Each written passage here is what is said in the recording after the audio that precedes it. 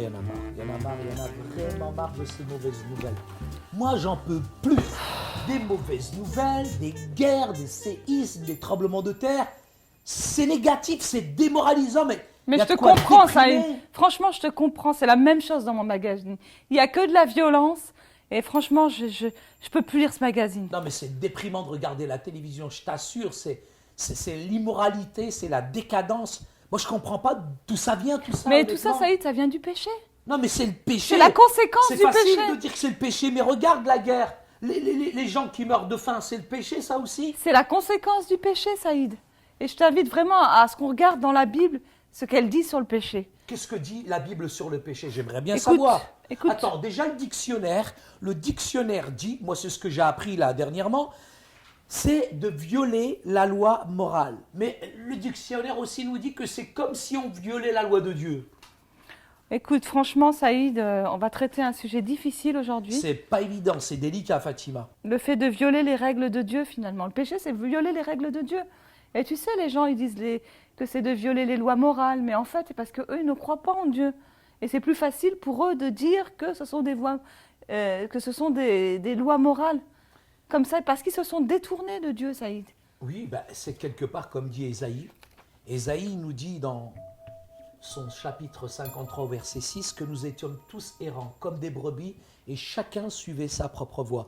Et en fait, même l'évangile de Jean, au chapitre 3, au verset 4, nous dit finalement que on s'est rébellé. Je veux dire, ça c'est la conséquence, tout ce que je vois à la télévision, c'est la conséquence finalement, Fatima, d'une rébellion quelque part. Et Jean, chapitre 16, verset 9, nous dit aussi que finalement, quand on n'est pas au Seigneur, automatiquement, finalement, on pêche. Et ça, c'est vraiment les conséquences. En fait, pécher, ça signifie, Fatima, manquer le but. C'est comme si on se détournait de l'objectif. Et puis aussi, pécher, j'ai l'impression que c'est cette souffrance, finalement, qu'on inflige directement à Dieu. Saïd, dis-moi, pourquoi on est imparfait? Pourquoi on pêche? Pourquoi on est mauvais? Bah, Pourquoi moi, on des a fois, cette quand je te tendance? regarde, comment tu réagis avec moi, etc., je dis, tu m'étonnes l'autre qu'est. Faut te calmer des fois aussi, là. Écoute, franchement, entre nous deux, c'est moi la plus calme. Hein. Ouais, mais on est pécheur, c'est parce qu'on est mauvais, Fatima. C'est ce que je veux te dire. C'est que l'homme, il est pécheur. C'est notre nature. On a tout simplement une nature qui est pécheresse. Je suis pas en train de te culpabiliser. Tu montes sur tes chevaux, là. Pourquoi tu t'énerves? T'as vu, tu t'énerves. C'est parce qu'à l'intérieur, finalement, on est mauvais, on est pécheur. Tu sais, le plus grand pécheur, c'était qui? Shaitan, Iblis, Lucifer. Lui, c'était l'ange le plus beau, le merveilleux, et il a voulu être plus grand que Dieu. Et puis tout d'un coup, à cause de son orgueil, eh ben Dieu, il l'a rabaissé. Ézéchiel chapitre 28, versets 15 à 17, nous parle de cet adversaire. Tu sais, le diable, ça veut dire adversaire.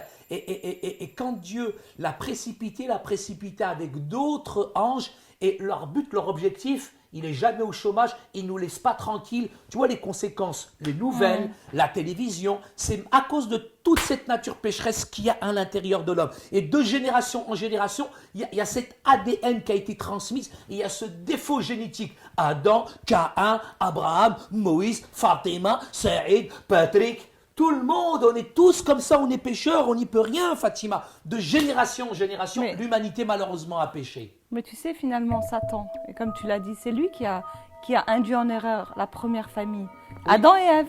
Oui, non, mais Si on relisait Genèse 3. C'est à cause de la femme. À cause de la femme, à Oui. cause de la femme, elle avait l'homme à côté, Saïd aussi. Hein. Dieu les a créés libres, mais ils ont usé de leur liberté pour transgresser la loi. Et au moment où ils ont péché, Fatima, c'est la présence de Dieu qui a été expulsée. Et finalement, la peur, la crainte, la haine, la violence, tout vient du cœur, c'est ça finalement, tout ce qui Et se passe c'est à à la partir de télévision. là que ça s'est transmis de génération en génération.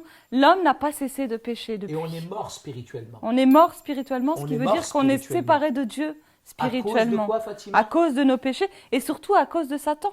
Parce Oui. que le but de Satan, c'était vraiment de nous éloigner de Dieu. Et son objectif, c'était que l'univers soit séparé de Dieu. C'est vrai. Alors que Dieu nous avait donné cette liberté de vivre comme on voulait. Le diable les a trompés, Fatima, tout simplement en leur disant que s'ils mangeaient du fruit, finalement, ils seraient comme des dieux. Et ils ont été trompés, en tout cas, ils ont péché, et là, ils ont subi les conséquences de leur péché, puisqu'ils ont subi la tristesse, la honte. Après, c'est rentré dans le cœur de tous les hommes Quand l'homme pêche, malheureusement, il y a les effets aussi du péché. Et finalement, la présence de Dieu s'est retirée. Et ils se sont cachés, comme l'homme se cache derrière l'alcool, derrière la drogue, derrière toutes sortes de choses. Et l'impact du péché, il se mesure aussi dans Genèse chapitre 3, versets 10, 12, 13, où finalement l'homme a essayé de se justifier, je dirais, en se cachant. Alors une autre vérité qui concerne le péché, Fatima, c'est que finalement le péché a progressé dans le cœur de tous les hommes. On voit Adam, on voit Ève, on voit Caïn, et on voit finalement que tous les hommes, il y a eu un cycle finalement dans la naissance où cette nature pécheresse, il y a comme un défaut génétique, il y a cette ADN qui s'est transmise. Pour résumer ce que tu as dit, le péché est entré dans l'univers à cause de Satan et ça a eu un impact sur notre vie. Et non seulement ça a eu un impact sur notre vie, mais ça a eu un impact aussi sur Dieu puisqu'il a été attristé par notre comportement. Mais à la fois il a été attristé, à la fois Dieu ne peut pas nous priver de sa présence. Donc dans Genèse 6, les versets 5 et 6, Dieu nous dit « L'Éternel vit que les hommes faisaient de plus en plus de mal sur la terre, à longueur de journée, leur cœur ne concevait que le mal. Alors l'Éternel fut peiné d'avoir créé l'homme sur la terre, et il en a eu le cœur très affligé. » Donc non seulement Dieu est triste, mais en même temps, Dieu ne veut pas nous voir séparés de lui. Donc dans Luc, verset 19, verset 10, « Car le Fils de l'homme est venu chercher et amener au salut ceux qui étaient perdus. » Romains 5, 12 dit ceci. « Par un seul homme, le péché est entré dans le monde, et par le péché, la mort. Et ainsi la mort a atteint tous les hommes, parce que tous ont péché et sont privés de la gloire de Dieu. » Et finalement, la Bible dit que le salaire du péché, c'est la mort. Cette mort, elle est non seulement physique, mais aussi spirituelle, et tout homme doit mourir. Apocalypse 20, verset 14 dit, nous parle de la seconde mort. Après quoi vient le jugement de Dieu, qui débouche sur la seconde mort. Malheureusement, les conséquences du péché fait qu'aujourd'hui, on a normalisé le péché, et ce péché-là est une vraie conséquence aujourd'hui dans le monde qui abrutit, qui amoindrit et qui a détruit toute l'humanité. C'est vrai que quand on regarde autour de nous et dans ce monde, on s'aperçoit que une grande partie des événements dans ce monde, la cause, c'est le péché. Et ça, on l'oublie souvent. Et on le retrouve à l'intérieur du cœur. Exactement. Et un autre verset biblique dans Matthieu 15, les versets 18 à 20, « Mais ce qui sort de la bouche vient du cœur, et c'est cela qui rend l'homme impur. Car c'est du cœur que proviennent les mauvaises pensées qui mènent au meurtre, à l'adultère, à l'immoralité, au vol, au faux témoignage, aux calomnies, au blasphème. Voilà ce qui rend l'homme impur. » On pourrait parler aussi de la position de l'homme finalement face au péché. Dans Éphésiens chapitre 2, verset 1, « Autrefois, vous étiez morts à cause de vos fautes et de vos péchés.